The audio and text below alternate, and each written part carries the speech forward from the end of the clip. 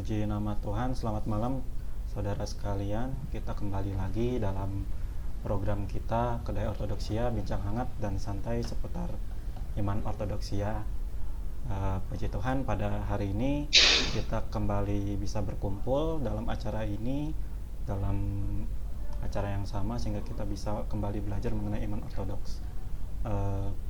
Pada kesempatan kali ini kita akan kembali belajar mengenai iman Ortodoksia, di mana tema yang diangkat adalah dari seri pendalaman kitab suci dan tradisi suci. Untuk pembicara kali ini tentu saja bersama presbiter kita, Romo Timotius Joko Umbar Wibowo, yang akan membantu kita selama pembelajaran iman Ortodoks ini. Sebelum kita belajar mengenai iman Ortodoks, marilah kita berdoa terlebih dahulu. Kita bersatu dalam doa. Dalam nama Bapa dan Putra dan Roh Kudus. Amin. Terpujilah Tuhan ya namamu, atas segala kasih-Mu dan segala berkat-Mu yang telah melimpah dalam kehidupan kami, bahwa kami masih bisa berkumpul dan kembali memiliki kesempatan untuk belajar. Kami mengucap syukur kepada-Mu ya Tuhan. Pada saat ini ya Tuhan, kami berkumpul untuk belajar mengenai iman Ortodoks, di mana tema yang akan diangkat adalah seri pendalaman mengenai kitab suci dan tradisi suci. Kiranya Tuhan saja yang berkarya dalam acara ini. Kau juga memberkati pembicara dan narasumber, presbiter Timotius Joko. Kiranya Tuhan yang menyertai agar apa yang beliau sampaikan semuanya adalah isi hati-Mu ya Tuhan. Kami serahkan acara ini ke dalam tangan-Mu ya Tuhan. Kristus antara kami, Allah yang berkuasa kita dalam nama Bapa, Putra, Roh Kudus. Amin. Baik, mungkin bisa langsung dimulai saja Romo. Waktu dan tempat saya persilahkan. Ya, kita berbicara tentang kitab suci dan tradisi suci. Kalau dalam bahasa Yunani-nya Hagiography ke Yeri Paradosi. Dalam pengajaran iman Ortodok, kitab suci dan tradisi suci itu tidak terpisahkan. Karena kitab suci sendiri juga disebut tradisi suci. Dalam pengalaman gereja, yang disebut tradisi suci itu adalah secara tertulis dan secara lisan. Secara tertulis itu adalah kitab suci yang sudah kita kenal dalam dua bentuk. Yang pertama adalah Perjanjian Lama dan yang kedua adalah Perjanjian Baru. Itu adalah tradisi yang tertulis. Lalu bagaimana dengan tradisi yang lisan? Atau disebut juga Yeri Paradosis. Tradisi yang lisan ini terbagi ada tiga bentuk. Yang pertama adalah lisan. Seperti Tuhan Yesus Kristus sendiri tidak menulis kitab suci. Beliaunya mengajarkan secara lisan yang diterima para rasul yang menuliskan semuanya dalam bentuk tulisan yang kemudian sekarang menjadi kitab suci. Tapi mengingat ya bahwa semua yang tulisan-tulisan para rasul, ada satu rasul yang tidak termasuk muridnya Tuhan, yaitu Rasul Lukas. Rasul Lukas menulis dua kitab. Yang pertama adalah Injil Lukas, yang kedua adalah Kisah Para Rasul. Dan di mana Lukas ini adalah seorang tabib, atau kalau kita sekarang di zaman sekarang adalah seorang dokter ya. Jadi seperti itu. Lalu bagaimana dengan kitab Perjanjian Lama? Perjanjian Lama ditulis oleh para nabi. Langsung berbicara, berhadapan-hadapan langsung secara pribadi. Satu contoh Nabi Nuh mau melakukan karya Allah, diberitakan supaya membuat kapal karena ada banjir yang menyelimuti bumi. Dan Nuh langsung berbicara dengan Allah. Maka Nuh membuat kapal, dan banyak yang mati, yang diselamatkan hanya keluarganya Nuh dan beberapa binatang-binatang. Jadi Allah berdialog langsung, secara langsung dengan para nabi. juga dengan Abraham, juga dengan Ayub, dengan Musa, dengan Yeskiel, semua para nabi dalam perjanjian lama itu berdialog secara langsung. Nah, permasalahannya ada perbedaan antara perjanjian lama dan perjanjian baru. Di dalam perjanjian lama, Allah itu berhadapan langsung dengan nabi-nabinya, berdialog langsung, karena mereka disebut orang-orang yang berhati suci, ya, punya kesucian hati, jadi Allah itu berhadapan langsung dengan mereka. Allah tidak berbicara dengan mereka secara langsung karena mereka tenggelam dalam lautan dosa, yaitu adalah para orang-orang Israel, bangsa pilihan Allah. Mereka jatuh dalam dosa, tenggelam dalam dosa, jadi Allah tidak berbicara dengan mereka secara lisan atau yeri paradosi. Jadi yeri paradosi itu adalah ajaran lisan. Akhirnya Allah berbicara dengan mereka melalui tulisan. Ada 10 tulisan yang ditulis di 2 loh batu. Tujuannya adalah untuk mengingatkan supaya bangsa ini jangan tenggelam dalam dosa, kembali untuk bertobat dan kembali kepada ajaran yang benar, kembali dalam kehidupan yang spiritual, yang rohani. Tapi nyatanya bangsa ini pun tidak bisa mengenal Allah secara langsung, secara tulisan. Maka Allah pun bersabda di dalam Yeskiel 30 bahwa dia akan menaruh Taurat-Tauratnya itu ke dalam hati manusia. Dalam perjanjian lama, Taurat yang ditulis di 2 loh batu itu ditaruh Allah dalam hati mereka supaya mereka ingat, tetapi nyatanya mereka tidak ingat. Akhirnya di dalam perjanjian baru, Allah pun tidak melakukan dialog dengan manusia melalui tulisan. Kalau sekarang melalui tulisan itu bisa melalui SMS, bisa melalui medsos atau email atau WhatsApp atau dan lain sebagainya, tapi tidak. Kirimkan rohnya langsung, supaya roh ini bukan ditulis di hatinya manusia, tetapi di manusia, di hatinya manusia. Jadi bukan ditulis di loh-loh batu, tetapi di loh-loh daging manusia. Itu di 1 Korintus pasal yang ketiga ayat yang ketiga, ya. 2 Korintus 3 ayat yang ketiga. Seperti itu. Jadi kitab suci sendiri ditulis melalui para rasul. Dan para rasul ini adalah gembala gereja. Jadi para gembala gereja yang menulis kitab suci. Bukan kitab yang jatuh turun dari surga atau kitab yang di atas segalanya, tidak, tetapi ditulis oleh para rasul. Dan siapa itu para rasul? Para rasul itu adalah disebut di dalam 1 Timotius 3 ayat 15 adalah tiang dan dasar kebenaran. Dan mereka adalah disebut juga sebagai gereja. Jadi gereja adalah tiang dan dasar kebenaran. Tapi mohon maaf, di dalam kitab suci di situ gereja ditulis jemaat, dalam bahasa Yunaninya eklesia. Tapi dalam bahasa Indonesia jemaat kurang tepat, gereja. Jadi gereja itu mempunyai dasar, yaitu tiang dan dasar kebenaran. Demikian juga kitab suci adalah dasar kebenaran dalam gereja. Maka kitab suci ada di dalam gereja, bukan di luar gereja. Demikian juga dalam penafsiran kitab suci tidak boleh lepas dari ajaran gereja. Tidak boleh seseorang membuka kitab suci kemudian menafsirkan dengan dirinya sendiri, membuka ayat ini digabungkan dengan ayat itu, dijadikan satu, indah, dikemas, lalu dikhotbahkan, diajarkan seperti itu. Bukan seperti itu.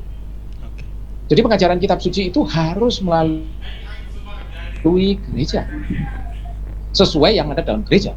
Dan pertanyaannya, kenapa kok kitab suci itu ada perjanjian lama dan perjanjian baru? Siapa yang telah mengkanonisasikan adalah gereja, bukan seseorang. Itu permasalahannya.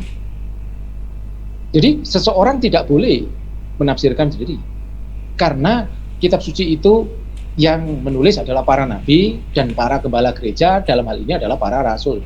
Yang satu dari para rasul bukan murid Tuhan yang sudah saya jelaskan, yaitu Rasul Lukas. yang lainnya adalah rasul-rasul Tuhan.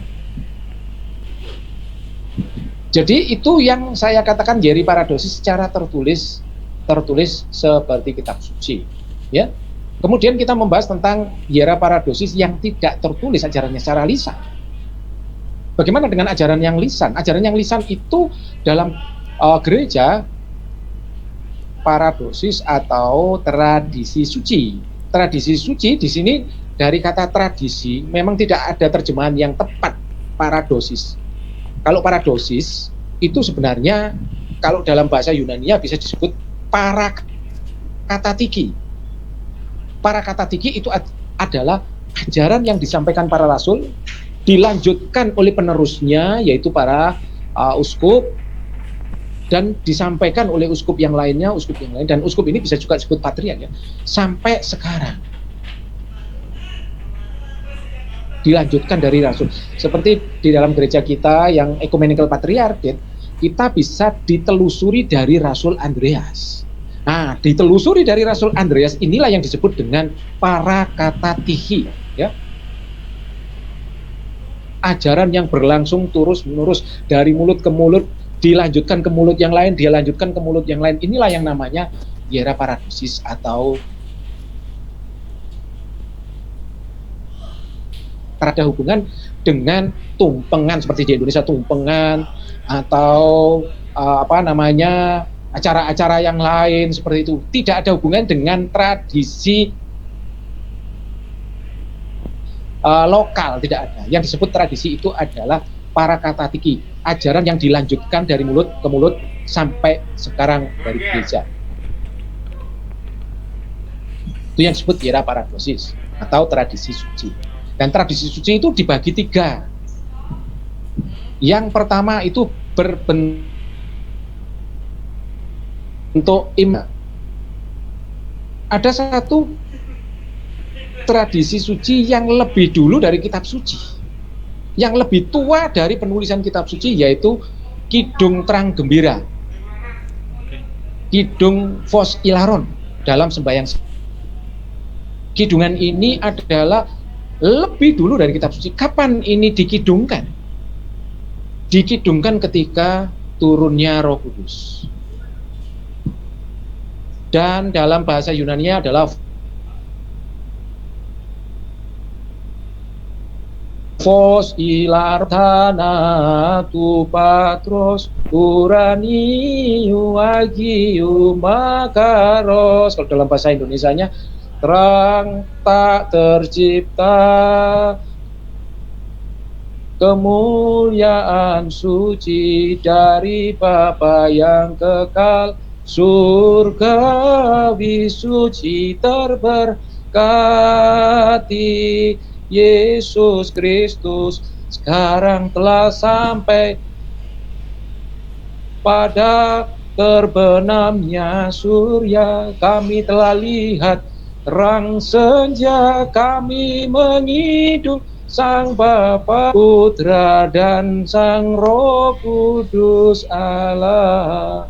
Karena layaklah di setiap waktu Kau dipuji dengan suara nyaring, ya Anak Allah, Sang Pemberi hidup. Karenanya dunia memuliakanmu. Nah, seperti itu adalah Kidung Terang Gembira. Itu adalah Hieraparosis yang secara lisan yang dikidungkan ketika turunnya Roh Kudus. Memang ini tidak tertulis dalam kitab suci, tetapi ada di dalam tradisi gereja. Dan ini lebih tua daripada kitab suci. Yang kedua adalah berbentuk ikonografer atau ikonografia. Jadi kalau di dalam pengajaran yang tertulis di dalam kitab suci, Perjanjian Lama dan Perjanjian Baru, dulu adalah abad pertama itu adalah masa penganiayaan, di mana orang Kristen tidak boleh menggunakan tanda salib. Pakai tanda salib dilarang keras. Maka orang Kristen menggunakan gambar ikan. gambar ikan ini di dalam bahasa Yunaninya namanya ichthys, dari kata ipsilon, theta, eta, dan sigma. Iota, theta, dan sigma. Jadi kalau dalam ichthys itu dijelaskan singkatannya adalah demikian. Itu adalah Yesus Kristus Ios tu Theusotir. Jadi Yesus Kristus anak Allah, sang penyelamat dunia. Seperti itu. Jadi ichthys itu singkatan dari Yesus Kristus anak Allah, sang penyelamat dunia. Yesus Kristus Ios tu Theusotir. Jadi zaman itu adalah zaman yang sangat berat. Mereka dibunuh, mereka dikejar oleh orang-orang Roma, para kaisar. Ya, ada 5 kaisar, mulai abad pertama sampai abad yang ketiga. Jadi orang Kristen itu dibunuh. Ada yang dijadikan lilin, jadi dimasukkan aspal, dibakar, seperti itu. Semuanya itu kejadiannya adalah ketika Kaisar Nero. Abad yang pertama itu membakar Roma. Ketika membakar Roma, masyarakat menyalahkan Kaisar Nero. Tapi Kaisar Nero membela dirinya dan mengatakan orang-orang Kristen lah yang membakar Roma. Akhirnya di zaman itu orang Kristen disalahkan oleh masyarakat di Roma, dan Roma waktu itu adalah sebagai pusat pemerintahan, roda pemerintahan seluruh dunia. Di zaman itu akhirnya orang Kristen dianiaya sampai abad yang ketiga. Ada 5 kaisar yang menganiaya. Maka mereka menggunakan gambar ikan. Ada satu rasul yang pertama yang menggambar Bunda Maria dan Tuhan Yesus, yaitu Tuhan Yesus bayi Tuhan digendong oleh Bunda Maria, yaitu Rasul Lukas. Jadi Rasul Lukas ini selain dia adalah penulis Injil dan kisah para rasul, Lukas juga menggambarkan pathos Kyriou. Jadi ikon atau gambar Bunda Maria menggendong bayi Yesus itu namanya pathos Kyriou. Artinya adalah penderitaan Tuhan. Ya, penderitaan Tuhan, pathos Kyriou. Mengapa penderitaan Tuhan? Karena ketika Bunda Maria menggendong anaknya itu siap menjadi korban untuk penyelamatan dunia. Jadi ikon-ikon itu juga sebagai tradisi suci gereja. Karena apa? Di zaman itu banyak orang-orang yang buta huruf.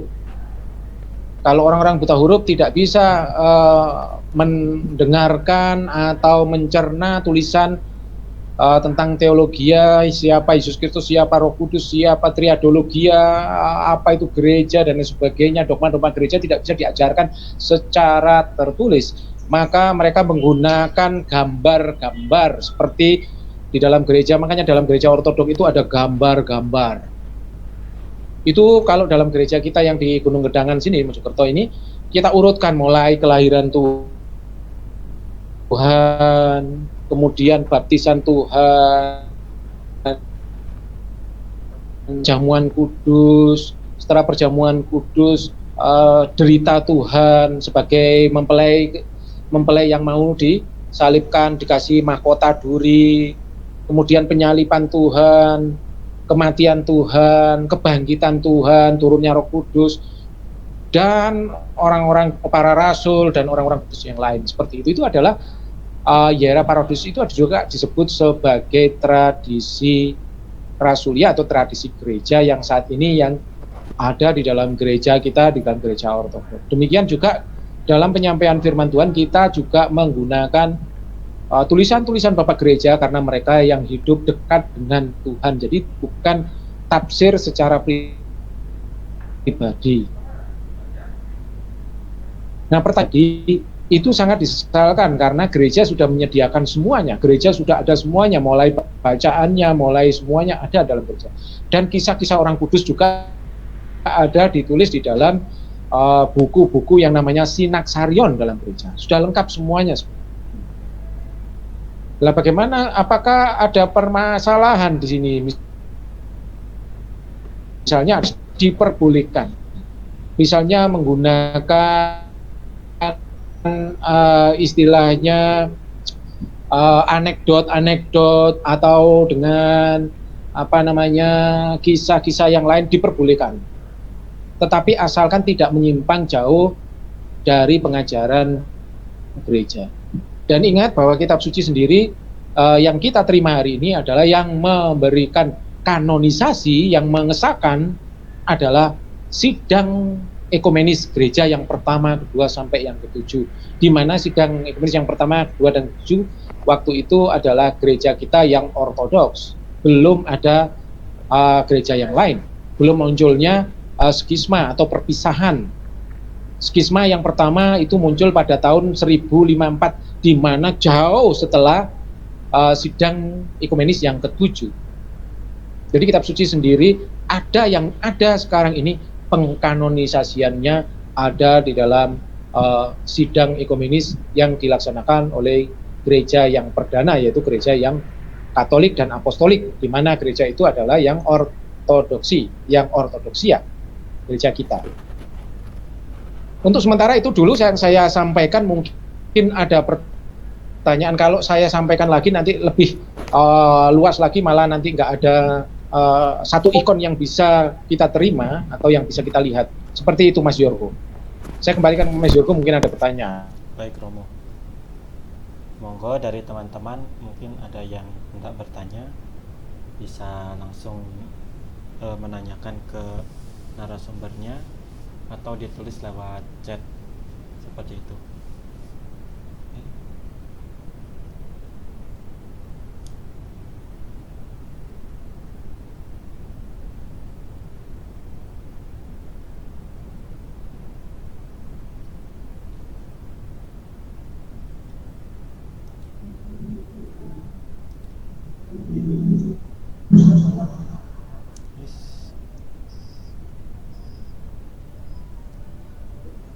Moga teman-teman mungkin ada yang ingin bertanya. Oke, puji Tuhan.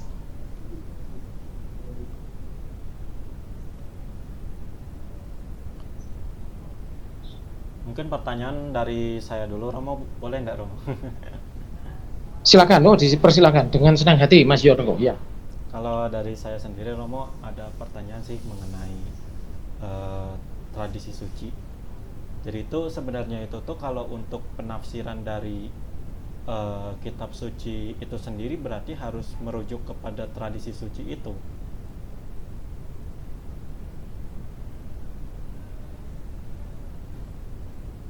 Tradisi suci yang saya katakan tadi itu secara lisan dan secara tertulis. Kalau kitab suci sendiri juga masuk di dalam tradisi yang tertulis. Dalam hal penafsiran gereja, itu sudah dijelaskan oleh para bapak gereja dan gereja sendiri. Jadi ada acuan seperti halnya yang kita bahas tempo bulan yang lalu tentang dogma gereja dan sebagainya, sudah final, semuanya itu sudah final. Jadi kalau misalnya ada pengembangan, diperbolehkan pengembangan itu, tapi asalkan tidak jauh dari dogma dasar. Dogma dasar gereja itu adalah triadologia, kristologia, dan soteriologia, eklesiologia, juga eklesiologia, eskatologia, dan lain sebagainya. Jadi tidak boleh, misalnya ada pengembangan itu boleh. Salah satu contoh yang dilakukan oleh Justinus Martyr yang pernah kita sampaikan dulu. Jadi Justinus Martyr itu mempunyai satu teologia di dalam pengembangannya beliau. Dia mengembangkan bahwa setiap agama itu mempunyai titik-titik kebenaran. Tapi kebenaran yang penuh itu ada di ortodoksia. Nah, titik-titik kebenaran itu kalau dalam bahasa Yunaninya spermatologos, seperti itu. Tapi ini bukan dogma dasar, ini adalah satu pengembangan dogma yang disampaikan oleh Justinus Martyr. Juga ada yang hal-hal yang lain, misalnya pengalaman pribadi yang disampaikan oleh misalnya para bapak gereja atau para bapak suci atau para pertapa atau orang-orang kudus atau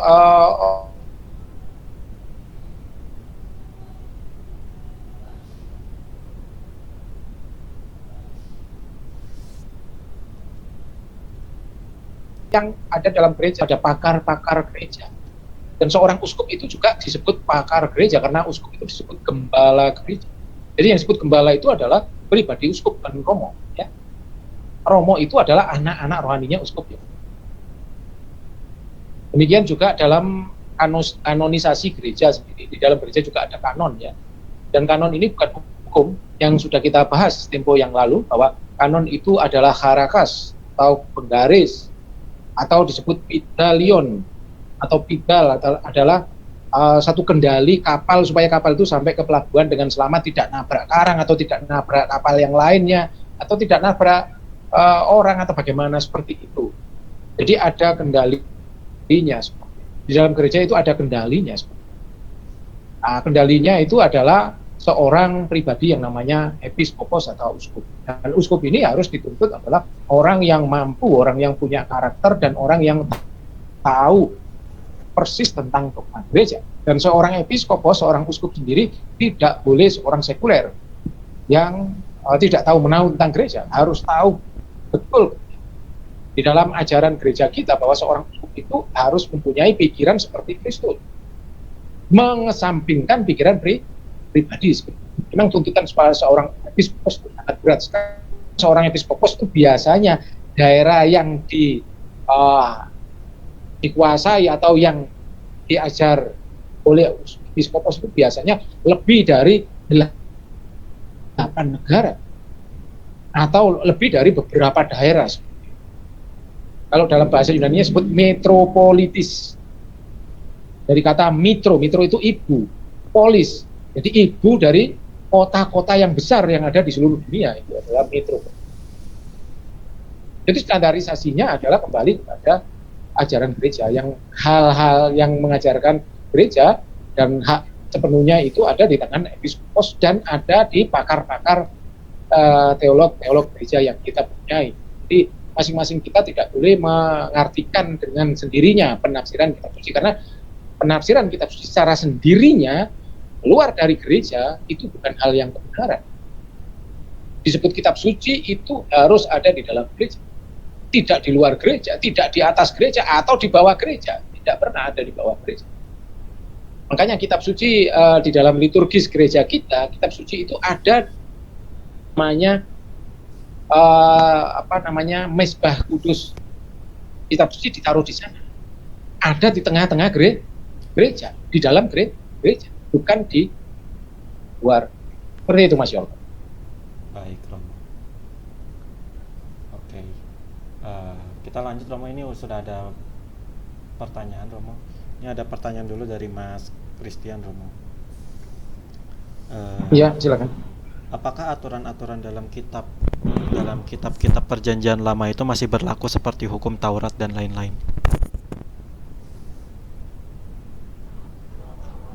Perjanjian lama itu sudah saya jelaskan tadi bahwa di dalam perjanjian lama itu berbicara langsung dengan para nabi. Mengenai aturan itu sudah diterima sebagai kitab suci, itu juga sebagai pedoman dalam kehidupan orang Kristen. Yohanes Kristostomus pernah mengatakan bahwa kitab suci itu adalah obat. Obat apa? Obat untuk menyembuhkan sakitnya manusia. Karena ada banyak pedoman yang hidup di dalam kitab suci. Satu contoh misalnya kisahnya misalnya Nabi Yoel, seperti Hosea misalnya. Hosea itu mencintai seorang perempuan dan perempuan itu adalah seorang sundal atau seorang pelacur. Tapi justru Hosea sangat mencintai sampai punya anak dari seorang pelacur.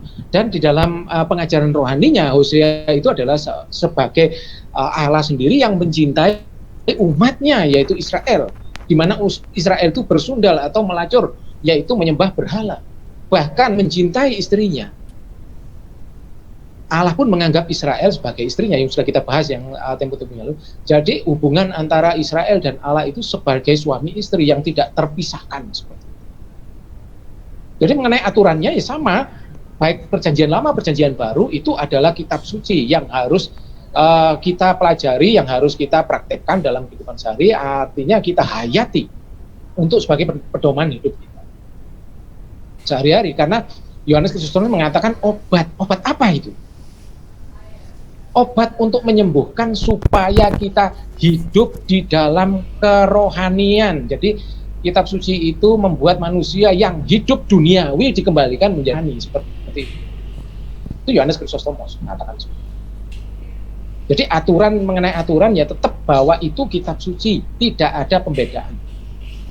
Mengenai aturan-aturan dari Taurat seperti itu, kita mengetahui bahwa Taurat yang di dalam Perjanjian Lama itu hukumnya adalah kasih sebenarnya. Apakah Perjanjian Baru beda dengan Perjanjian Lama? Tidak. Tidak ada perbedaan. Coba hukum pertama dan hukum terutama apa yang dikatakan Tuhan? Kasihlah Tuhan Allahmu dengan segenap hatimu, dengan segenap kekuatanmu, dan segenap kekuatanmu, dan kasih sesamamu manusia sendiri. Itu tertulis dalam Perjanjian Lama itu. Tuhan mengulang kembali dalam Perjanjian Baru. Jadi antara Perjanjian Lama dan Perjanjian Baru tidak ada perbedaan. Hanya triknya saja yang beda. Yang saya katakan tadi, dalam Perjanjian Lama Allah itu berbicara langsung dengan para nabi. Karena para nabi mempunyai hati yang bersih ya mereka. Tetapi di dalam Perjanjian Baru Allah betul melalui Roh Kudus. Nah ini. Apakah dalam Perjanjian Lama tidak ada Roh Kudus? Juga ada langsung. Cuman tidak pernah dalam Perjanjian Baru ini Allah berbicara langsung, tidak. Justru Roh Kudus itu ditanam di loh daging manusia, di hatinya manusia, di hatinya orang Kristen sampai hari ini. Roh Kudus itu di hati. Jadi Allah berbicara dengan kita melalui Roh Kudus. Roh Kudus yang menegur kita. Satu contoh kita merasa berdosa itu adalah teguran Roh Kudus. Kalau di Perjanjian Lama triknya apa? 10 hukum Tuhan. Orang berdosa lihat 10 hukum Tuhan. Saya mencuri enggak? Lah mencuri berarti yang mengingatkan ya Taurat. 10 hukum Tuhan. Jangan mencuri, jangan saksi dusta, jangan hormati ayah ibumu dan lain sebagainya dan lain sebagainya. Jadi karakterisasinya antara Perjanjian Lama dan Perjanjian Baru itu sama. Cuman bedanya di dalam Perjanjian Lama Allah berbicara langsung dengan para nabi, dan kedua para nabi sendiri tidak tahu siapa itu Sang Firman, siapa yang diajak, gaib Sang Firman. Tapi dalam Perjanjian Baru Sang Firman Allah itu mendarah dan mendaging menjadi manusia, langsung berhadapan-hadapan dengan para rasul. Itu bedanya para rasul dan para nabi. Ya, jadi Firman Allah itu jadi manusia ya dalam diri Yesus Kristus yang berhadapan-hadapan dengan para rasul, yang juga pernah berhadapan dengan para nabi, tapi para nabi tidak pernah melihat Sang Firman itu secara gaib. Seperti itu Mas Yorgo. Ya, itu saya bantu. Oke, Romo. Oke. Mungkin ada pertanyaan yang lain, Mas. Baik. Mungkin dari Mas Christian dulu, ada tanggapan atau dicukupkan?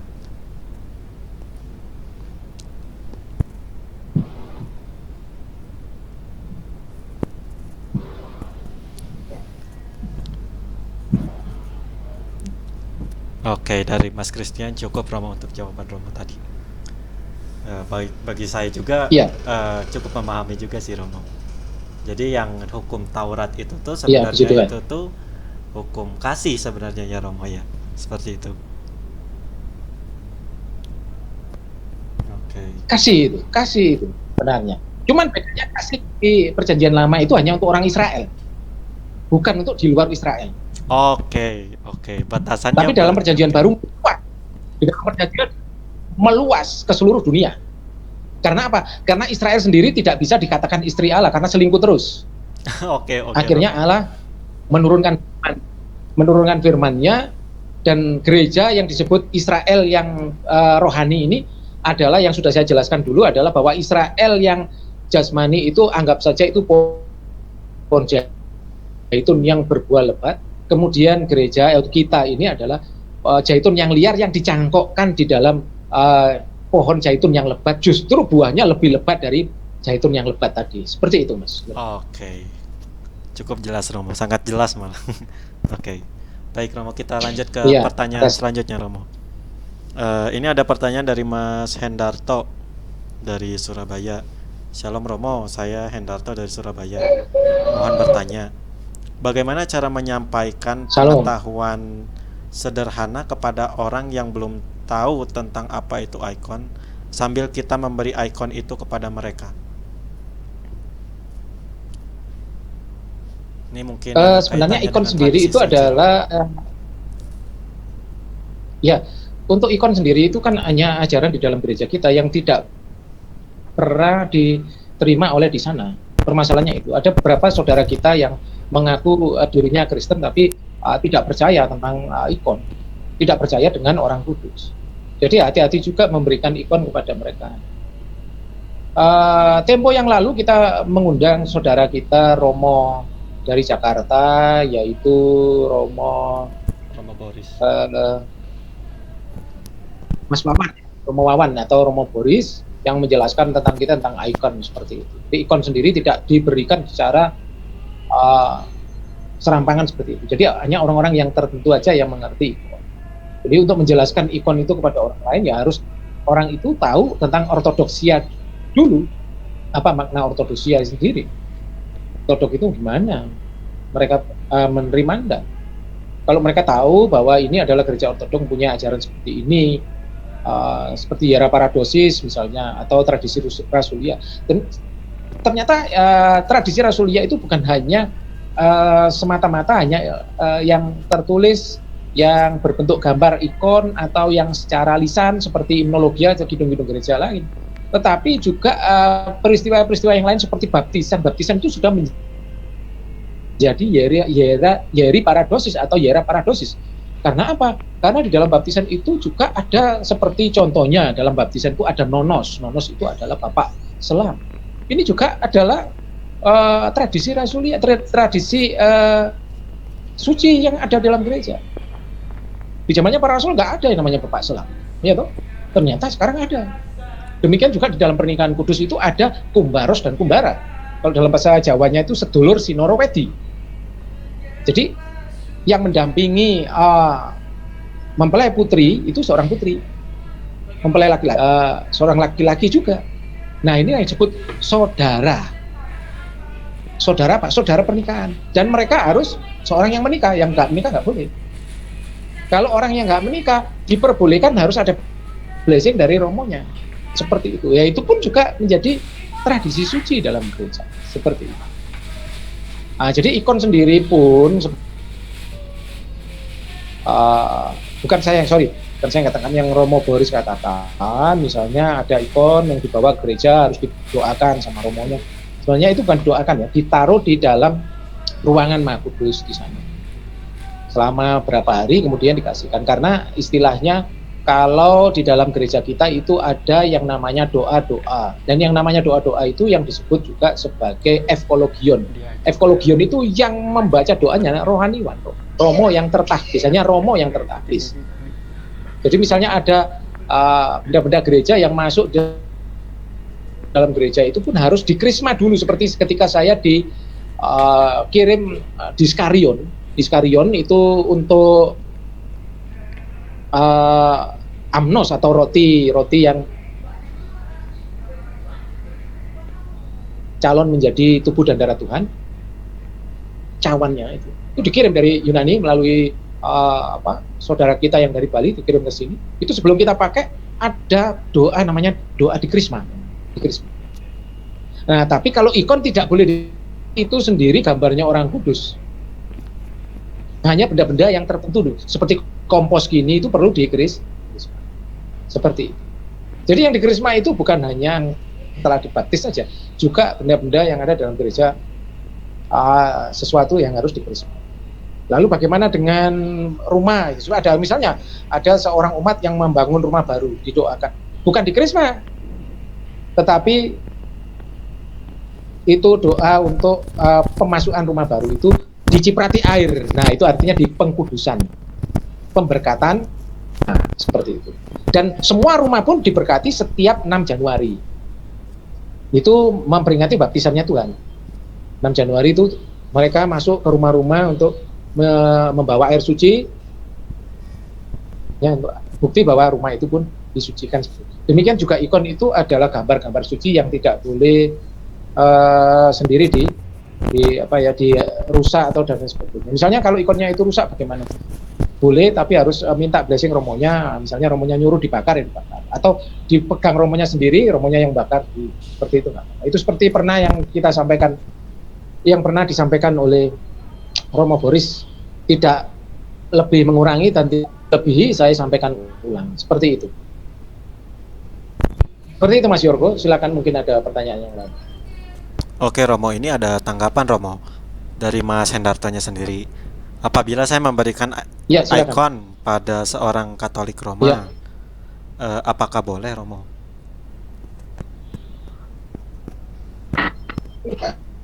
Permasalahannya adalah apakah itu penting? Itu permasalahannya. Misalnya seorang katekisim, misalnya dari Katolik Roma, misalnya seorang katekisim boleh. Tapi ada beberapa orang dari Katolik Roma yang tidak percaya ikon. Ada yang tidak percaya. Ada namanya Katolik karismatik. Sekarang dalam gereja Roma Katolik sekarang macam-macam. Ada juga golongan mereka disebut Junia. Ada juga disebut juga Melkit. Bahkan mereka mirip ortodok, mirip sekali ortodok, pakai ikon dan lain sebagainya dan sebagainya. Tapi apakah masalahnya apakah mereka ortodok? Tidak. Saya yakin mereka dogma mereka adalah dogma yang sesuai yang ada di ajarannya Roma Katolik, yang berbeda jauh dengan ortodoks. Ya mohon maaf itu ya jangan diberikan dulu sebelum mereka katekisme atau mereka menyatakan diri mau mempelajari ortodoksia atau sebagai teman ortodoksia, mencintai ortodoksia, ya diperbolehkan.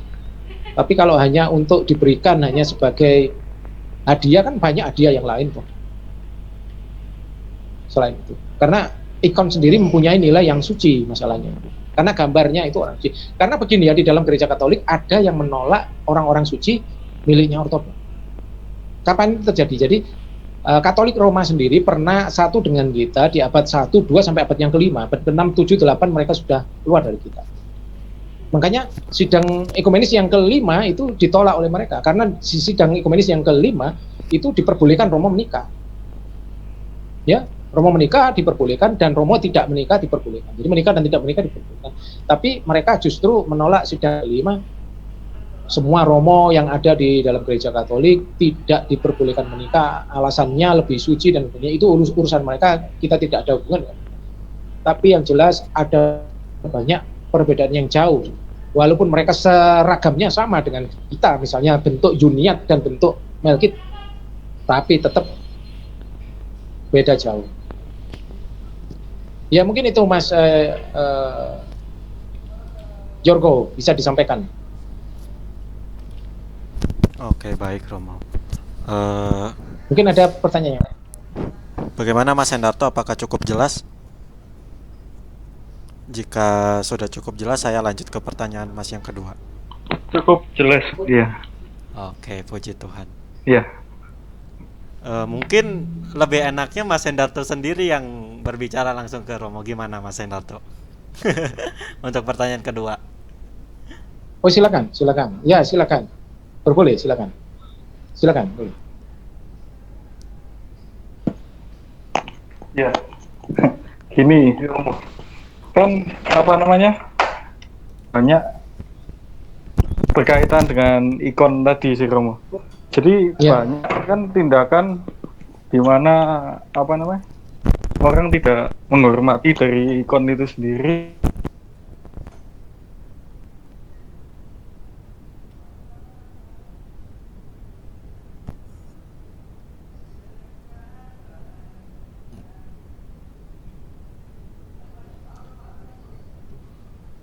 Ada kesalahan dogma di dalam ikonoklastis sendiri. Jadi ikonoklastis itu mereka sifatnya gnostikisme, bersifat gnostikisme. Artinya bahwa sesuatu yang berbentuk tubuh itu berdosa, harus dihancurkan. Makanya berbentuk apa yang berbentuk sifat fisik itu tidak ada hubungannya dengan rohani, seperti itu. Jadi ada penafsiran yang salah. Makanya akhirnya ada kaum ikonoklastis yang ingin menyingkirkan ikon dalam gereja karena mengartikan ini mereka tidak tahu dogma tentang kristologia. Kalau kita menjelaskan ikon itu ada hubungannya dengan dogma kristologia, di mana Sang Firman itu yang tadinya gaib, yang dilihat oleh para nabi di dalam perjanjian lama itu datang ke dunia secara wadak, secara tubuh. Kalau secara wadak, secara tertubuh, maka Sang Firman mau tidak mau menambahkan kodrat yang baru, yaitu kodrat fisik, kodrat manusia. Jadi Sang Firman Allah itu sifatnya adalah Allah, hakikinya adalah Allah, tetapi menambahkan kodrat baru. Maka setidak-tidaknya Sang Firman mempunyai dua kodrat. Kodrat yang metafisik yang tidak kelihatan, sama sekali yang gaib, dan kodrat yang fisik yang berbentuk manusia. Nah, itu pertama. Kedua, kita tahu bahwa Allah menciptakan manusia itu segambar dengan dirinya Allah, segambar. Maka ikon pun adalah gambar Allah. Yang tidak boleh itu adalah patung. Karena patung dijelaskan di dalam 10 hukum Tuhan, jangan menyembah patung apapun. Kata menyembah patung. Tapi nyatanya di dalam perjanjian lama ada dua patung yang diperbolehkan, yaitu patung kerubim dan serafim yang ada di tabut perjanjian. Tetapi ingat, sentralnya ini adalah bukti bentuk ikon sebenarnya. Ikonnya kerubim dan serafim. Tetapi memang dibentuk seperti patung. Tapi itu bukan sentral penyembahan. Penyembahannya tetap pada Allah, karena tabut perjanjian Allah itu firman Allah, istilahnya sebagai ikonnya di surga itu Allah itu dikelilingi oleh ribuan atau jutaan malaikat, maka pusat penyembahan di dalam bait Allah itu harus ada 10 hukum Tuhan, 2 loh batu itu yang dikelilingi oleh kerubim dan serafim. Sebenarnya itu adalah ikon di surga. Seperti itu. Makanya ikon itu diperbolehkan karena tidak menyalahi aturan. Yang disalah aturan itu misalnya mendewakan satu ikon. Itu yang disalahkan. Satu contoh misalnya saya mencintai ikon namanya Agios Nikolaus. Wah, saya harus minta bantuan. Saya berdoa sama Agios Nikolaus, sudah nggak mau sama Tuhan karena Agios Nikolaus selalu datang kepada saya yang membantu saya. Ternyata Tuhan nggak pernah datang. Lah, ada orang yang memang gitu, yang sangat mencintai seorang suci, akhirnya melupakan penyembahan kepada Sang Tritunggal Maha Kudus. Triadologia dan Kristologia dikesampingkan seperti itu. Maka itu ada hukumnya. Makanya dalam gereja sendiri ada yang namanya pengakuan dosa. Untuk semua tahu seperti itu adalah orang itu mengaku dosa pada Romonya. Romo, saya melakukan ini. Nah, Romonya tahu loh, kok kamu mendewakan si itu daripada. Nah, jadi ketahuan semua itu dalam pengakuan dosa. Bukan di mana? Bukan, kadang kita itu, setiap manusia itu mau nyimpan sesuatu. Nggak tahu menahu. Nah, ketika dibuka, loh ternyata kamu salah ini, kamu mendewakan itu. Memberhalakan, istilahnya memberhalakan, tidak diperbolehkan. Nah, jadi kesalahan dari ikonoklastis waktu itu membentuk suatu kekristenan yang bersifat gnostikisme, yang mengatakan bahwa yang bersifat fisik itu adalah dosa yang harus dihancurkan. Dan yang berbentuk gnostikisme itu ada di ajaran yang menyembah alam. Ya, penyembah alam ya, yang menyembah alam itu agama apa aja itu adalah bentuknya seperti gnostikisme yang tidak boleh dalam gereja. Jadi tetap kita bahwa ikon itu adalah sebagai paratiro, kalau orang Yunani mengatakan paratiro, jendela melihat surga istilahnya. Nah, jendela melihat surga itu apa contohnya? Misalnya kita melihatnya gambarnya Bunda Maria, berarti kita ada di jendela melihat Bunda Maria yang di surga. Jadi itu hanya ungkapan ya, bukan ungkapan. Ini bukan satu hal yang harus dikatakan secara secara detail dan secara resmi seperti itu, tidak. Tapi itu adalah sebagai simbol. Dalam gereja ortodoks itu banyak simbol-simbol. Bahkan kita menyembah Allah pun dengan simbol seperti ini, simbolnya atas nama Sang Bapa itu pun seperti ini. Ada 3 jari seperti ini. Jari ibu jari telunjuk, dan jari tengah.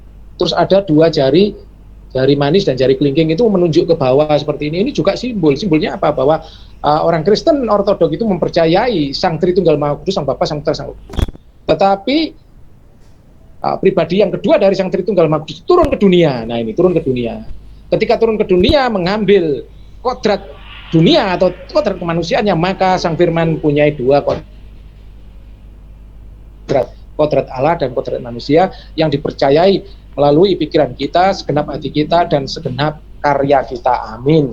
Jadi itu semua simbol. Jadi ikon-ikon itu juga simbol seperti itu, Mas. Itu mungkin yang perlu saya sampaikan.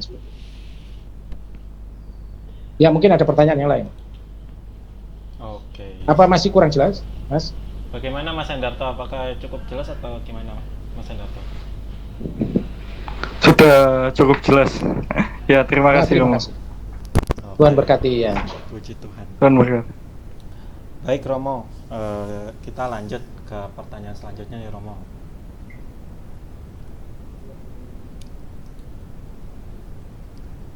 Ini ada pertanyaan dari Pak Doni Rawan.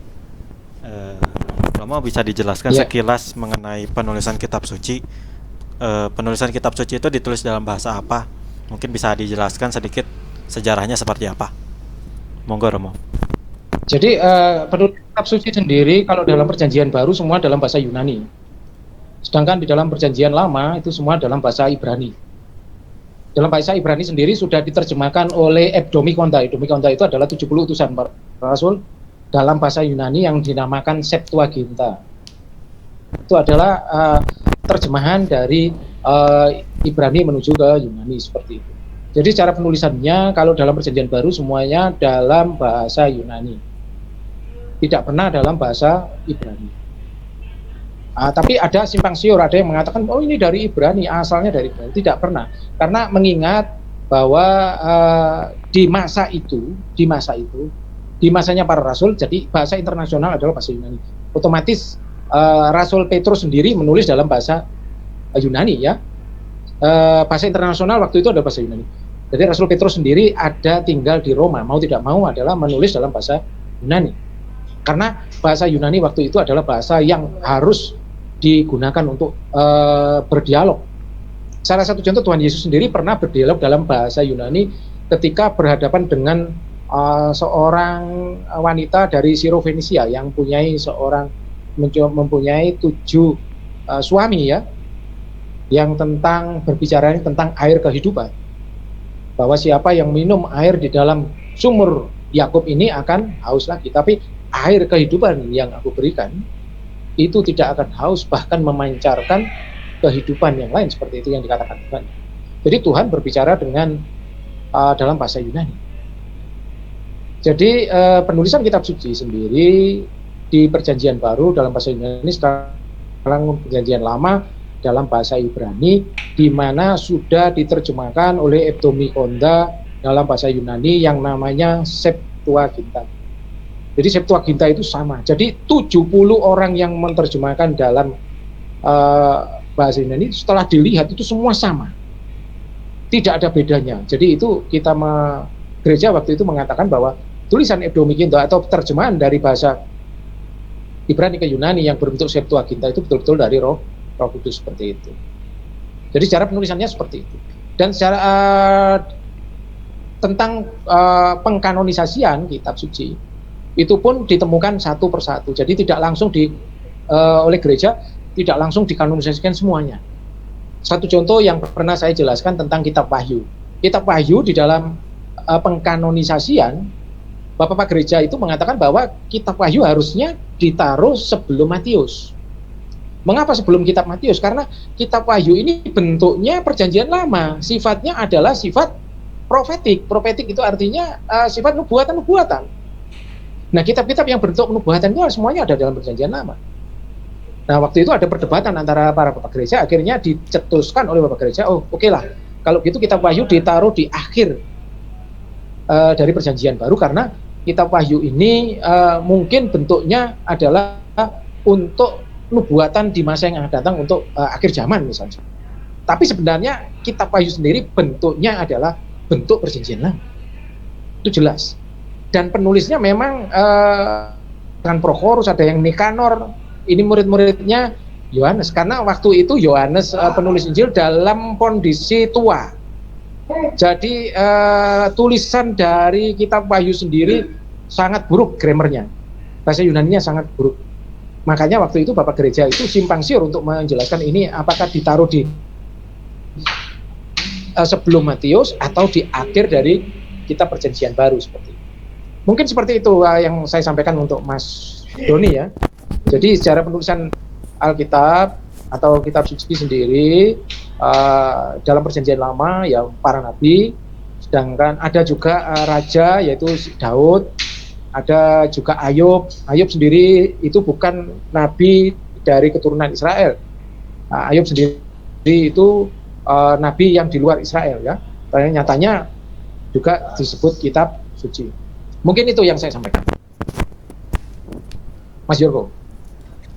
Oke Romo, bagaimana Pak Doni? Cukup jelas atau mungkin ada Oke, tanggapan? terima kasih. Oke, puji Tuhan. Ya, cukup Romo. Terima kasih. Baik Romo, kita lanjut lagi ke pertanyaan selanjutnya. Ini ada pertanyaan dari Mas Rafael Simon. Dari pertanyaan Ya, dari Mas silakan. Rafael Simon, Romo saya mau bertanya mengenai tradisi Maria dikandung tanpa noda, atau Immaculate Conception yang ada di Katolik Roma. Kita tahu di Ortodoks memang dogma ini tidak ada, bahkan ditolak. Tetapi saya jadi bingung Romo, karena saya rasa kedua pendapat dari segi sejarah maupun dari kedua pihak yaitu Gereja Ortodoks maupun Katolik, saya rasa pendapatnya masing-masing sama-sama kuat. Jadi saya jadi bingung nih Romo. Kira-kira bagaimana ya pendapat Romo? Mohon pencerahannya. Terima kasih. Jadi ini membicarakan mengenai tradisi Maria dikandung tanpa noda nih Romo. Monggo Romo. Ya, jadi gini, ketika Katolik Roma Katolik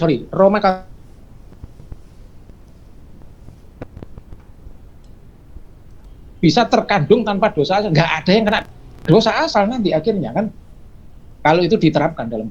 Tapi tetap bahwa Bunda Maria terkena dosa asal.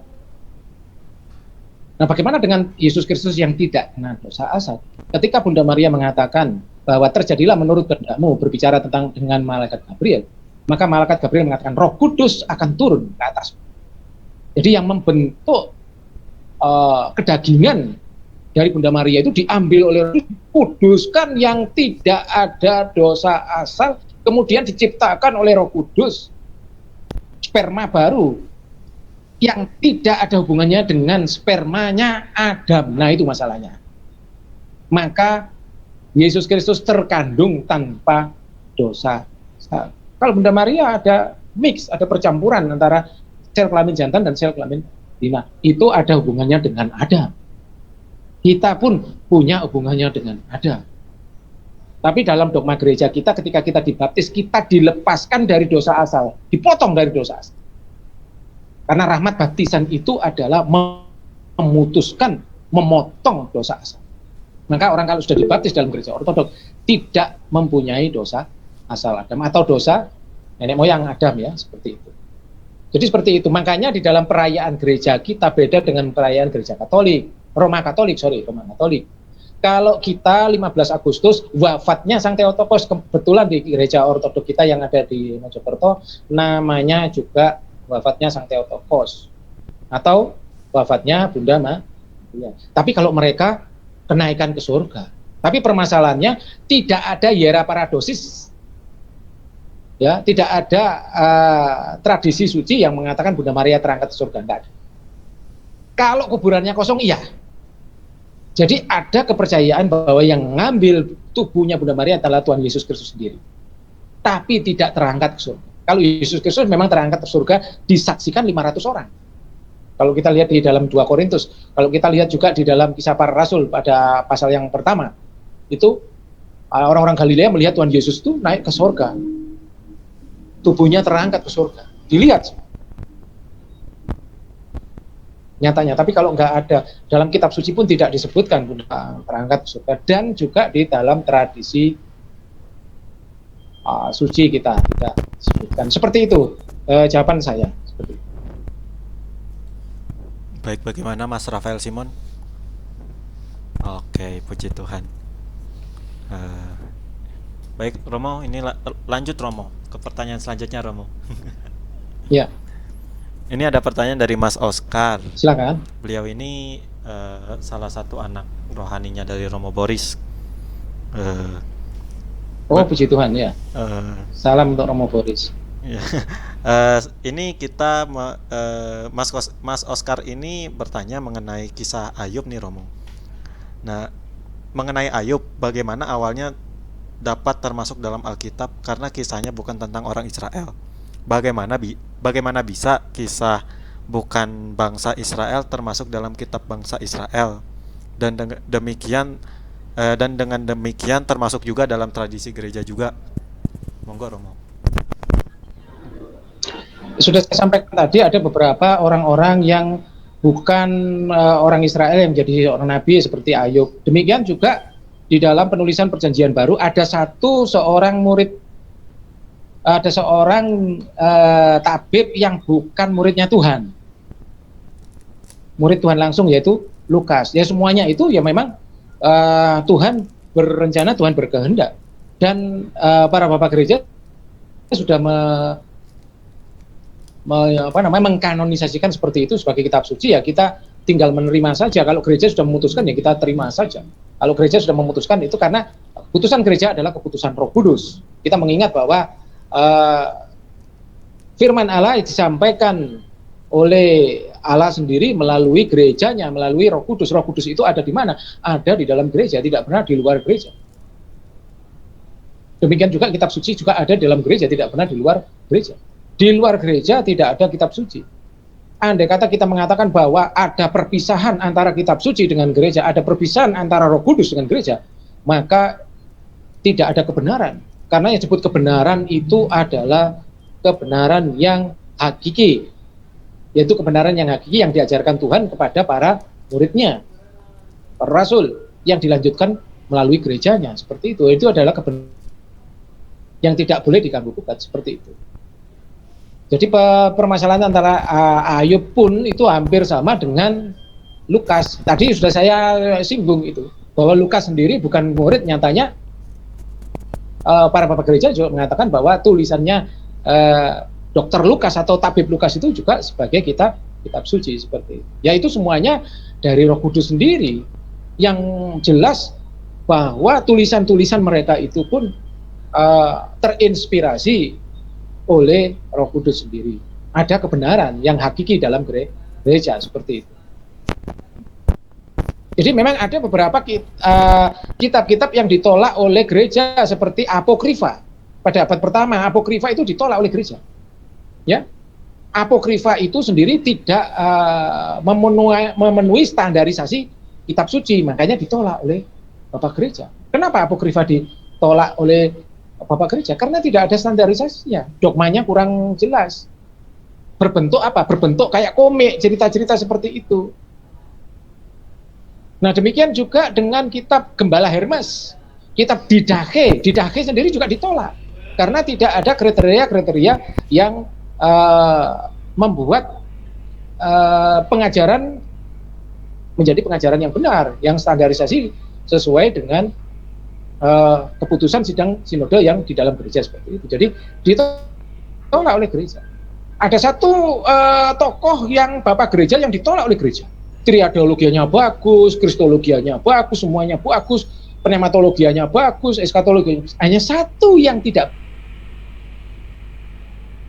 bagus, yaitu antropologianya yang tidak bagus. Origenes, yang mengatakan bahwa manusia itu adalah trikotomia, terdiri dari 3, ya, roh, jiwa, dan tubuh. Itu ditolak oleh gereja sampai hari ini. Gereja Katolik. Ya, bagaimana pendapat gereja? Gereja mengatakan bahwa manusia itu dikotomia, tubuh dan roh itu ison atau sama dengan jiwa. Jiwa dan roh itu sama, tidak ada bedanya, sinonim. Nah, oleh Origenes dibedakan, roh itu lebih tinggi dari jiwa, dan jiwa itu lebih dekat dengan tubuh, gitu. Nah, itu pun ditolak oleh gereja. Jadi semuanya itu yang menerima adalah yang mengkanonisasikan gereja. Kalau gereja sudah memutuskan, ya kita tinggal terima aja. Itu jawaban saya, Mas Yorgo, untuk Mas apa itu tadi? Mas Oscar, Romo. Mas Oscar. Ya, Mas Oscar. Ya, seperti itu, Mas Oscar. Oke, Romo. Bagaimana Mas Oscar? Apakah ada tanggapan mungkin?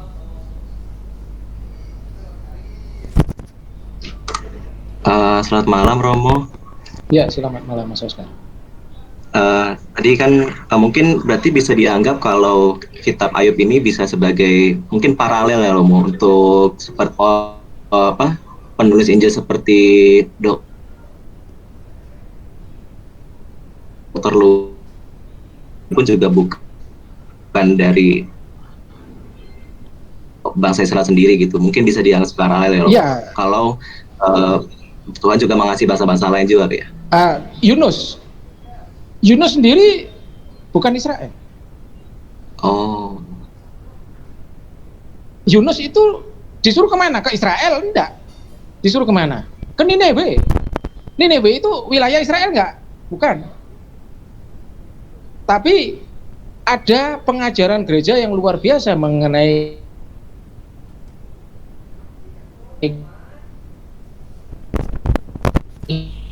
kitab teolog ya. Dulu saya juga dari Protestan. Pernah sekolah Alkitab. Yunus itu menjadi olok-olokan bagi tokoh teolog. Kok Yunus ini disuruh ke Nineve, kok lari ke Tarsis lah? Dilihat kisahnya yang salah, padahal bukan itu. Bapak gereja itu senang pada kitab Yunus, seperti Yohanes Chrysostomos, Kyrillos dari Alexandria, Basilius Agung. Apa yang terdalam dari kitab Yunus itu?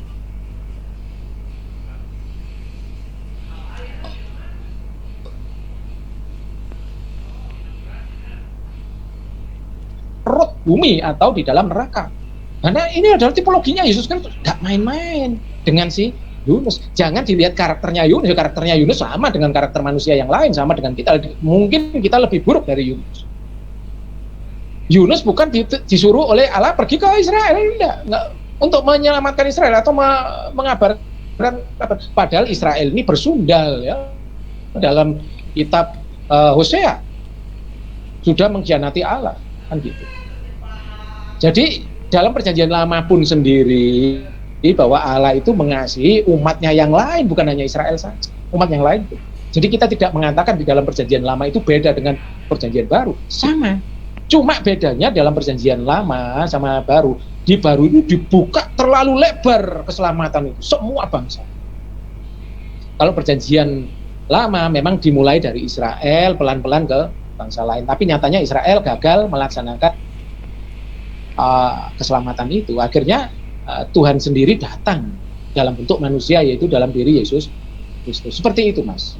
Jadi yang penting dalam hal ini adalah ada tipologi, ada satu dalam kriteria gereja yang dinamakan kitab suci itu ada hubungannya dengan dogma kristologia atau triadologia atau eklesiologia seperti itu, baru dikatakan kitab suci. Kalau seperti apokrifa yang ditolak gereja memang sifatnya seperti komik, cerita-cerita yang seperti anak-anak, nggak cocok, banyak ditolak.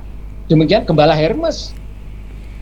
Gembala Hermes pun juga sifatnya hanya untuk permasalahan gereja aja yang tidak ada dogmatologianya sama sekali, makanya ditolak.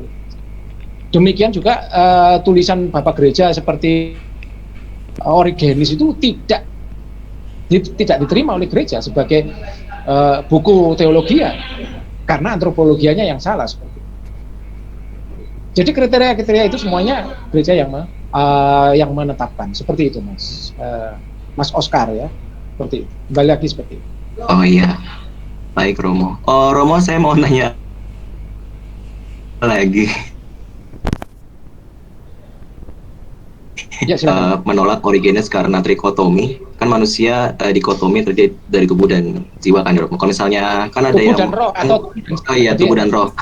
Sinonim. Tapi itu berarti mungkin orang kebanyakan juga salah kali ya Romo, karena saya juga banyak nemu orang di luar bilang justru manusia itu terdiri dari tubuh, jiwa dan roh.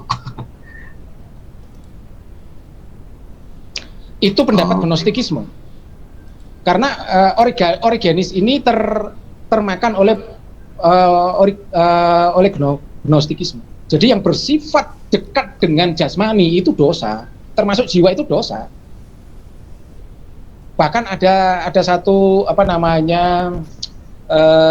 interpretasi yang mengatakan bahwa kehendak jiwa itu hampir mirip dengan kehendak tubuh gitu loh. Sifatnya tidak rohani. Kalau kehendak roh itu kuat sekali, sangat rohani sekali seperti itu. Padahal tidak. Tetap yang namanya manusia itu punya dosa asal, ya. Tetap yang namanya manusia itu diberikan Tuhan untuk istilahnya berjuang. Dalam hal kalau dalam bahasa Yunaninya itu filantropia, mengasihi samanya, ya, kasih Tuhan Allah dan mengasihi samanya. Dan yang ketiga, Tuhan juga mengajarkan manusia untuk pengorbanan, tisia. Jadi untuk menuju ke surga itu dibutuhkan pengorbanan, bahkan berdarah-darah. Banyak para martir itu, kayak Stefanus dilempari batu sampai darahnya habis, dia masuk surga. Dan jangan mengatakan percaya Yesus Kristus, amin masuk surga. Enggak seperti itu, ada harga yang harus dibayar. Tuhan Yesus mengatakan apa? Mengatakan bahwa barang siapa yang tidak mengangkat salibnya dan ya seperti itu. Jadi ada salib yang harus kita bawa. Apa salib itu? Tisia. Apa itu tisia? Pengorbanan. Pengorbanan itu adalah ciri khas dari ortodoksia. Di luar pengorbanan nggak ada yang masuk surga. Karena surga itu dibutuhkan pengorbanan yang luar biasa. Orang-orang kudus itu banyak berkorban. Lah korban itu apa? Bukan hanya darah saja. Korban perasaan juga. Mungkin korban juga harta benda juga dikorbankan. Di Indonesia saya nggak pernah melihat ada orang yang kontribusi 100%. Kalau di Yunani banyak. Mulai zamannya Nikolaus Agung, Agius Nikolaus, itu kontribusi besar untuk gereja. Bahwa seluruh hartanya diberikan gereja. Demikian juga kemarin ketika saya pulang, saya kunjungan ke Yunani, ada jemaat yang namanya Kalliope itu menyerahkan seluruh hartanya kepada gereja. Gereja yang saya layani, gereja Agistrapon. Makanya waktu itu saya ada di gereja Agistrapon itu sama Romo Metodius, saya tinggal di satu rumah miliknya Agistrapon. Saya rasan-rasan itu ngomong sama Romo Metodius, "Bang, gereja yang saya layani kaya ya, punya rumah." Nah, ketika saya liturgi suci, saya disuruh oleh para romo itu yang si liturgis, artinya saya di tengah-tengah yang memimpin para romo untuk itu.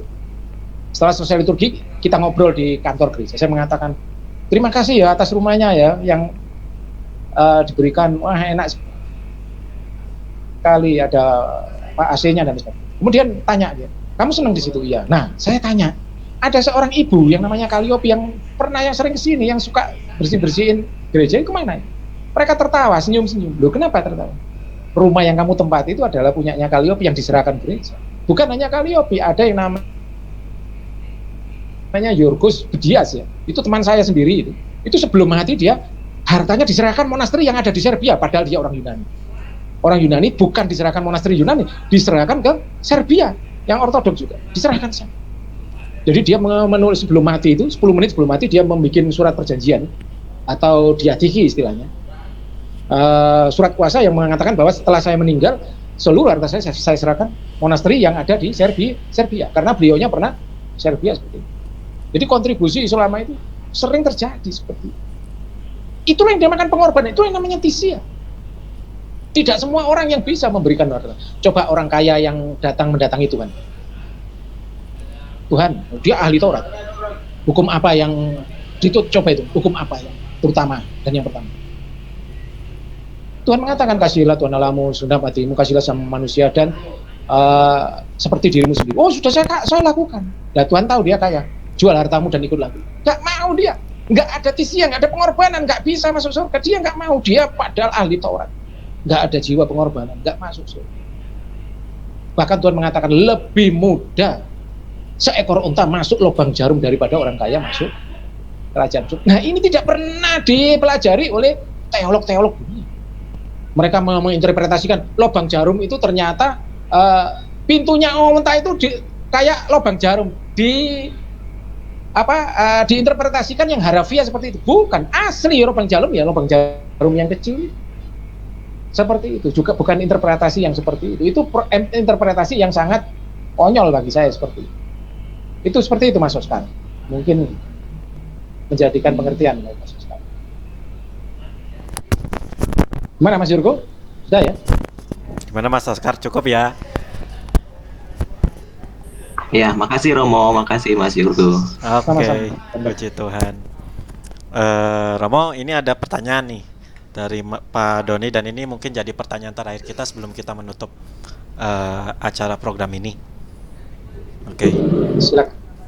Ini pertanyaan dari Pak Doni lagi. Agak sedikit menyinggung mengenai agiologi sih Romo. Tapi ini ada juga sih kaitannya mengenai dengan tradisi suci juga. Oh iya. Jadi pertanyaan gini Romo, apakah Agustinus dari Hippo diterima sebagai orang kudus di Ortodoks? Sedangkan katanya ajaran Filioque itu tuh mengambil ajaran dari Agustinus dari Hippo. Agustinus diterima sebagai Bapak Gereja kita karena Agustinus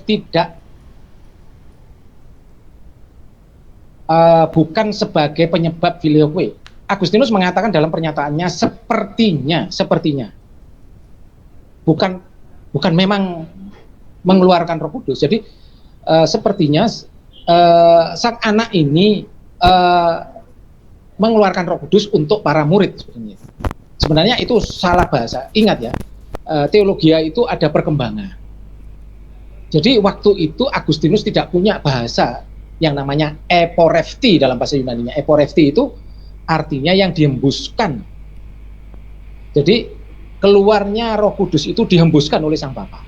Beda dengan keluarnya Sang Putra. Kalau keluarnya Sang Putra itu dilahirkan oleh Sang. Nah, ketika Tuhan naik ke surga, sebelum naik ke surga itu Tuhan memberi janji kepada para rasul dan para murid. Kalau bahasa Yunani-nya Parakletos, di mana dia yang akan mengingatkanmu tentang karya-karya. Dan ini kita bahas tadi tentang hiera paradosis ya.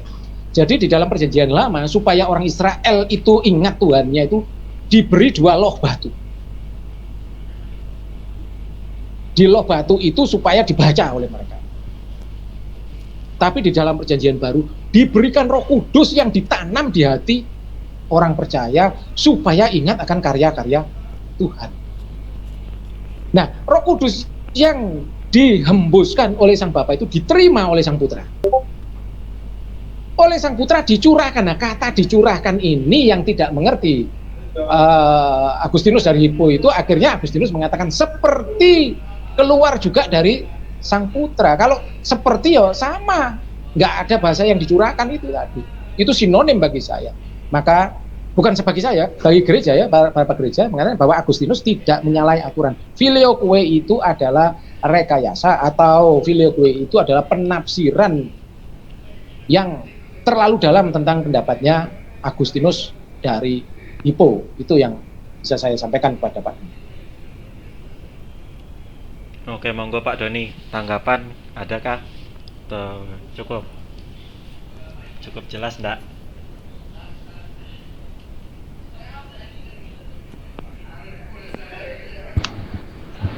Nah, cukup.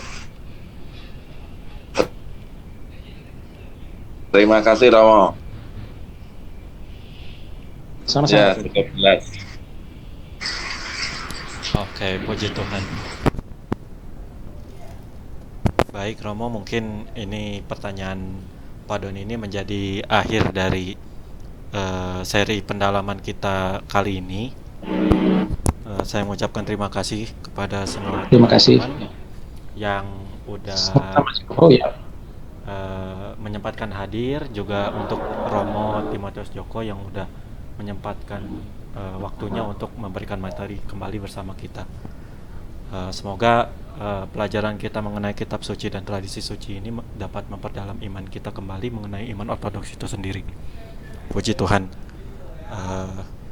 Sebelum kita menutup acara ini, marilah kita berdoa. Nah, saya pribadi meminta Romo Timotius Joko untuk memimpin kita dalam doa penutup. Monggo Romo. Bagimu ya Allah kami, bagi ya Raja Surgawi, penghibur roh kebenaran yang hadir segala tempat, serta memenuhi segala sesuatu harta simpanan segala yang baik selama hidup. Datanglah dan tinggallah dalam kami, serta bersihkanlah kami dari segala kenajisan dan selamatkanlah jiwa kami yang baik. Allah Maha Kudus, Sang Kuasa, Maha Kudus, Sang Bapa, Maha Kudus, kasihanlah kami. Allah Maha Kudus, Sang Kuasa, Maha Kudus, Sang Bapa, Maha Kudus, kasihanlah kami. Allah Maha Kudus, Sang Kuasa, Maha Kudus, Sang Bapa, Maha Kudus, kasihanlah kami. Kemudian bagi Sang Bapa, Sang Putra, Sang Roh Kudus, sekarang dan selalu panjang segala abad. Amin. Ya Sang Tritunggal Maha Kudus, kasihanlah kami. Ya Tuhan, ampunilah dosa-dosa kami. Ya Baginda, maafkanlah pelanggaran-pelanggaran kami. Ya Sang Maha Suci, kunjungilah kami, sembuhkanlah kelemahan-kelemahan kami demi nama-Mu. Tuhan, kasihanlah, Tuhan, kasihanlah, Tuhan, kasihanlah. Kemudian bagi Sang Bapa, Sang Putra, Sang Roh Kudus, sekarang panjang segala abad. Amin. Bapa kami yang di surga, dikuduskanlah nama-Mu, datanglah kerajaan, menjadilah kehendak-Mu di bumi seperti surga. Beri kami hari makanan kami yang secukupnya, ampuni kami akan kesalahan kami, seperti kami juga mengampuni orang bersalah pada kami. Dan jangan membawa kami cobaan, tapi lepaskan kami dari sejahat. Kemuliaan bagi Sang Bapa, Sang Putra, Sang Roh Kudus. Ya Bapak Surgawi, kami mengucap syukur pada malam hari ini, di mana kami telah membahas tentang hieraparodosis dan agiografi, atau kitab suci dan tradisi suci. Tuhan, kami mengucapkan syukur atas gereja-Mu yang Kau berikan kepada kami, yang Kau anugerahkan kepada kami, di mana Bapak Yohanes Kristostomus mengatakan bahwa kitab suci adalah obat untuk mengobati orang-orang yang duniawi supaya sehat rohaninya. Tuhan, kami mengucap syukur. Sementara kami akan undur dari perbincangan kami di Kedai Ortodoksia ini. Tuhan, Kau berkati Mas Yorgo, juga para pendengar, Pak Doni, Mas Oscar, dan saudara-saudara kami yang ada di Kedai Ortodoksia hari ini. Juga akan berdoa untuk Ananda Marina, putri dari Romo Matius yang saat ini terpapar COVID di Jawa Barat. Tuhan, tolonglah dia Tuhan, Kau jamah, Kau sembuhkan, kasihanlah dia Tuhan. Dan kami berdoa juga untuk COVID yang ada di Indonesia. Tuhan, kami mohon Kau singkirkan jauh-jauh dari negara kami, bahkan di seluruh dunia. Tuhan, Kau kehidupan manusia kembali normal untuk memuliakan memuji nama-Mu. Kemuliaan bagi-Mu ya Allah kami, kemuliaan bagi-Mu kiranya Sang Kristus Allah kami, melalui permohonan dari Ibu kami yang tersuci murni berkati Sang Theotokos, selalu permohonan Maria, doa permohonan dari para rasul yang ternama Petrus dan Paulus, Datuk moyang Sang Kristus, kakek Yoakim, nenek Hana, Yusuf lindung Bunda Maria, Mehmet dari Iram, Yohanes Krisostomos, Jana Suci Georgius Tropeoforos, Jana Suci Rasul Thomas Penginjil dan pelindung Asia, Pemitropan para martir dari Cina, dan semua orang kudus. Melalui doa-doa para Bapa Suci, ya Tuhan Yesus Kristus Allah kami, kasihanlah kami dan selamatkanlah kami. Amin. Terima kasih Mas Yorgo, sampai bertemu di pertemuan yang akan datang. Tuhan memberkati. Puji Tuhan. Amin. Amin. Baik, terima kasih semuanya. Sampai jumpa di Kedai Ortodoksia minggu depan. Tuhan memberkati. Amin.